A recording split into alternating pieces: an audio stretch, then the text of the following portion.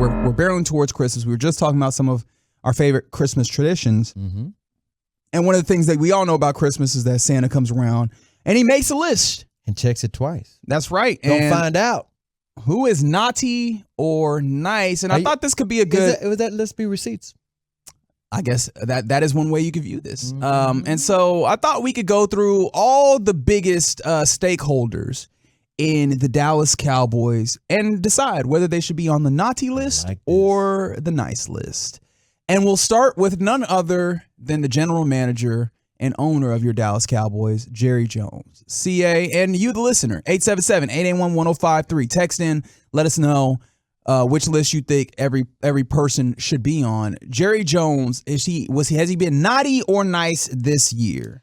I'm going to say he's been nice, and I'm going to throw him and Will McClay and Stephen Jones in the same group. Okay, let's go ahead and we'll put the front office together. I'm with it. And the reason why, even though they lost this game to the Buffalo Bills, and it's like, oh, you can't trust them in the playoffs. We don't know what's going to happen. That's fine that you can't trust them. That don't mean they're not going to do anything in the playoffs. You just got to wait and see.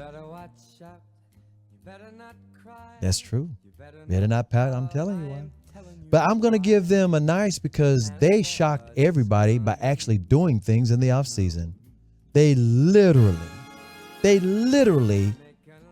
made a couple of trades, signed some free agents, and, of course, excelled in the draft. Right. So I'm like, wow, that set this thing up for, okay, they might actually do something this year. And then lo and behold, they've only lost 4 games. And yeah, those 4 games, all 4 of them, 3 of those games, you're like, oh, man, they're not going anywhere.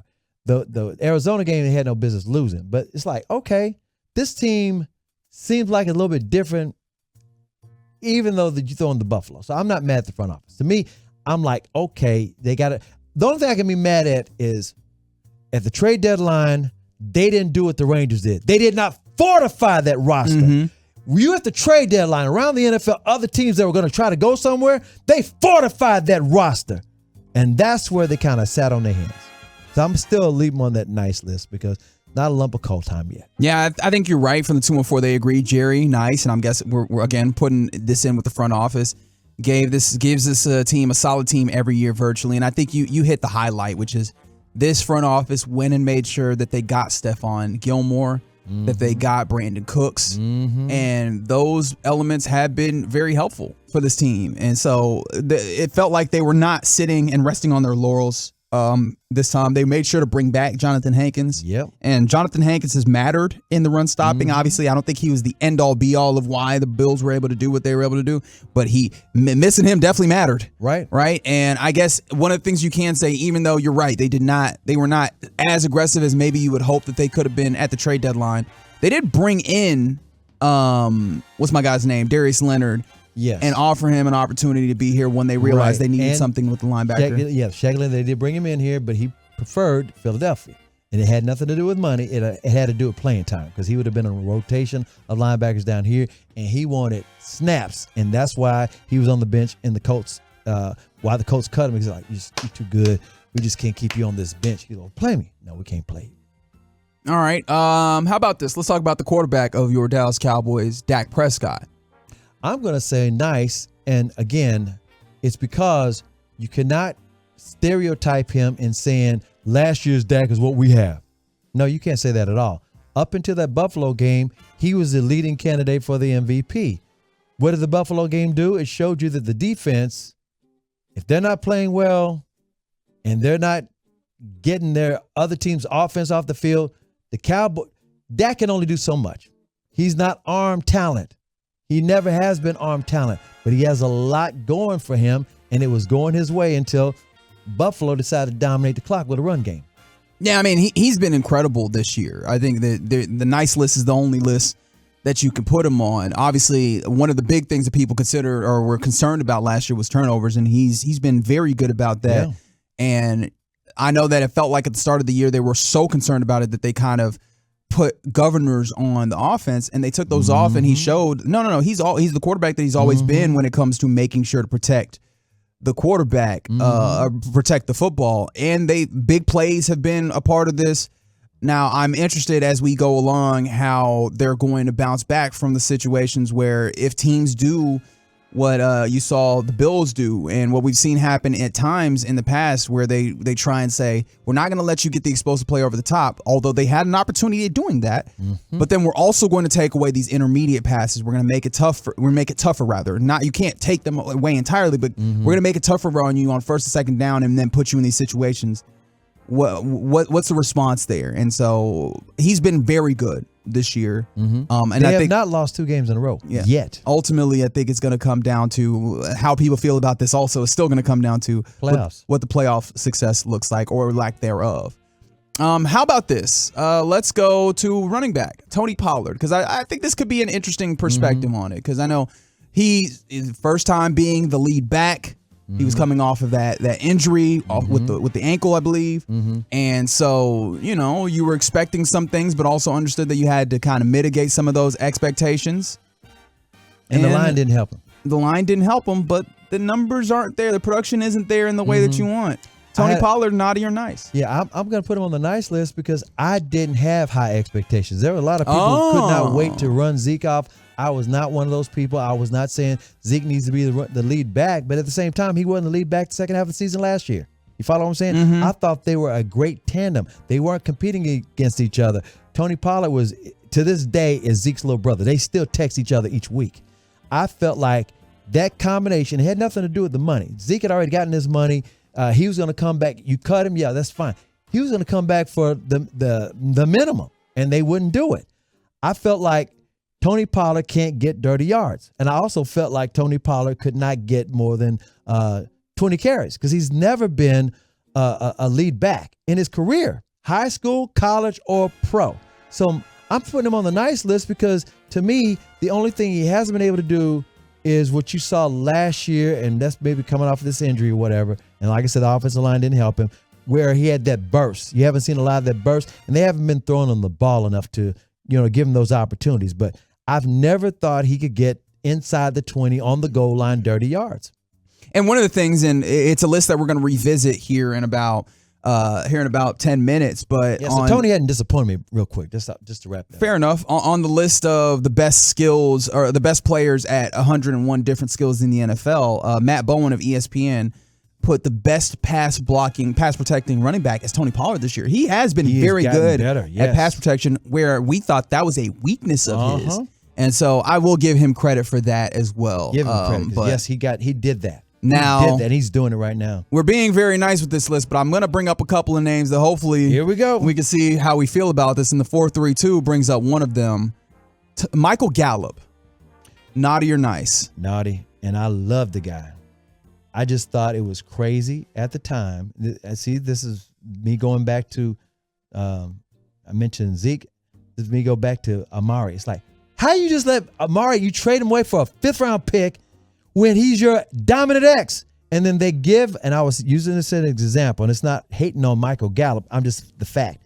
How do you give him a contract extension in his hospital bed? And he has not been the same guy since. And it's kind of like Tony Pollard. They gave him that franchise tag while he was hurt from that broken leg. I'm like, it's mind-boggling to me. I'm like, what are y'all doing?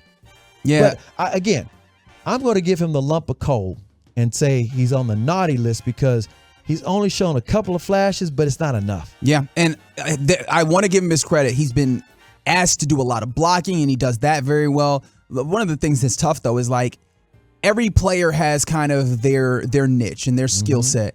And it feels like for Michael Gallup in this offense, his niche is supposed to be big body guy, kind of possession in some ways. Yep. And it feels like in the instances where it's like, hey, run a slant, use your body, or like get into this zone, use your body to protect the football, we haven't seen the dividends pay off in those instances. And you could see the dividends pay off in the, hey, CeeDee Lamb, get into space, use that, right? That's I mean, he has a lot more than that, but at least if you're going to narrow it down to one thing, hey, be elusive in those things. You can see that pay off. Brandon Cooks, be fast, right? We can see that pay off. The Michael Gallup, hey, use your body, shield off a defender, come down with the reception. That has not been as automatic as it needs to be. And so, yeah, I'm with you. Naughty list for Michael Gallup. Another potential naughty list as we go through Cowboys naughty or nice here, and we might need to circle back to this because we're already running out of time. A dude who had to step in and play this past week, and I'm interested. the first round pick for your Dallas Cowboys this year, Mazy Smith. Naughty or nice, CA? I learned a lesson last year. Okay. There was a wide receiver. What's his name? Jalen Tolbert, who I said, because I was still mad about the Amari thing, and I thought they would replace Amari with this draft pick, and I'm like, are y'all crazy? And then he didn't do anything last year, and then he did a lot this summer in training camp, and I think he's done some things this year, not a lot. So I look at Mazy Smith as, okay, he has the intangibles, but they say it's kind of like a tight end, rookie tight ends. It takes a little time for a defensive tackle to make an immediate impact unless you are Aaron Donald. Or unless and I've always been the guy that wanted Vita Vea here. I wanted them to draft. I wanted them to move up to get Vita Vea, but that's not the style of defensive line that they were employing at the time. So I'm going to give him. I have to give him an incomplete, and the reason why is because I learned my lesson on Tolbert. I jumped to the conclusion that Tolbert sucked because he was lined up offsides in that Green Bay game in overtime when the Cowboys could have won, and I just threw him away because he never contributed. Well, guess what? Sometimes the learning curve was a little bit longer. So I'm giving Mazy a little bit more time. And I guess he's naughty this year because he ain't getting no gift. Yeah, that's my thing. Is he ain't getting no gift for the time being. I still think that there's a possibility. Not throwing him away. I think there's still a possibility of development. Absolutely. But the thing for me that's tough is the thing that you knew that he could do was be big, strong, and hold up in those gaps with the idea that hopefully there could be progress towards building that pass rush and those things. And we haven't seen enough of him being really good at the thing that you believed him capable of doing right off the jump. And then there's not been enough progress, nearly enough progress towards the betterment of him as a player. And so, look, I understand what Jerry Jones says, where he's long been told that you can't judge defensive tackle in the first 3 years. I say, damn that. But look, I hear you on that, right? And I understand that development is not linear and development is not instantaneous. However, I want to see proof of concept. I want to see you move towards that. In a first round pick, no matter what position you take them, you gotta you expect some level of impact, out of them. And you haven't gotten that from Mazy Smith. So for that reason alone, naughty for this year. Hopefully, an opportunity to be nice next year. Exactly. Put it like this: we're not throwing him away. We're just saying, "Hey, dude, you've been naughty." I think we should circle back to this tomorrow and finish out, get some more Cowboys. I like this. We'll get some more naughty or nice when it comes to the Cowboys that you have, your Cowboys, tomorrow, as it'll be myself and CA on a Friday on the Get Right. 858 says, it hadn't taken that long for the Eagles tackle to dominate, and he's a rookie. Well, I'm going to tell you something. Them Georgia guys and them Alabama guys, they come into the league legit. That's all I got to say. There's a whole different level for Alabama and Georgia. A giant person. A giant. He's a giant. He that's all I got. 400-pounder man.